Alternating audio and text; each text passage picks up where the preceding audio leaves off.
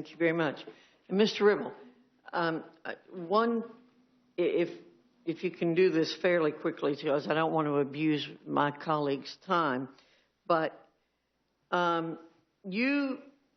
your reasoning for this, you say, is that it would help us do our appropriations process better.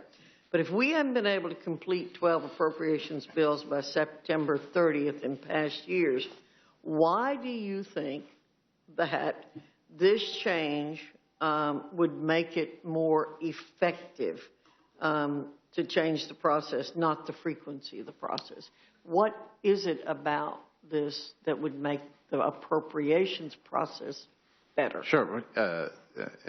Thank you for the question.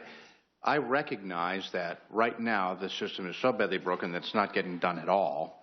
I would accept the fact that under a biennial appropriations and biennial budget system, that it might actually take a bit more to get done.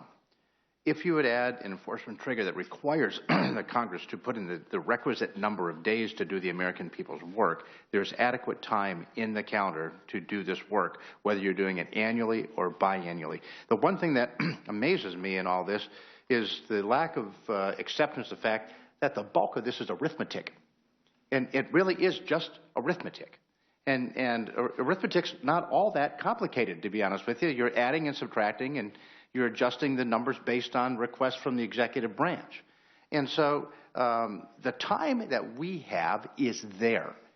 We choose by our congressional calendar to not put the will of the American people first and their priorities first in our calendar, but to put the members' convenience first in the calendar.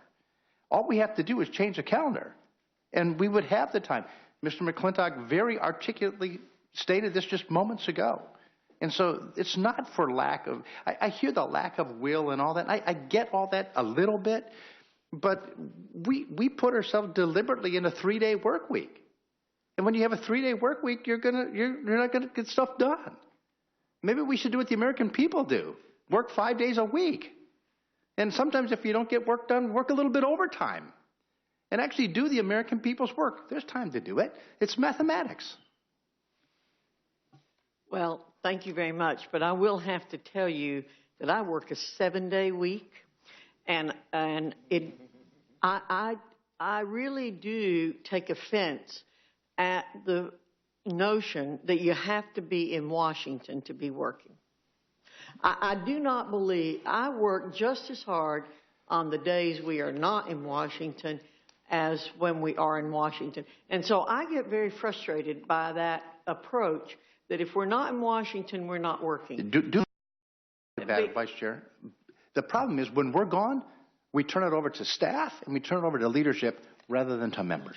Well, but again, please don't keep saying to the American people that if we're not in Washington, we're not working. Because I think most of us, when we're at home, are listening to the people we represent, participating in activities that are important for us to participate in, and learning the kinds of things that we need to learn. Because everybody can't come to Washington to tell us what it is we need to know. And so I really do take offense at the fact that we have to be in Washington to be working. And I think that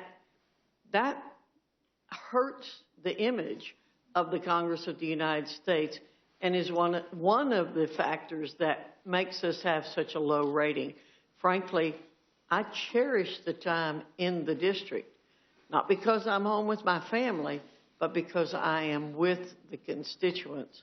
And so I think we can walk and chew gum at the same time. At least most of us can.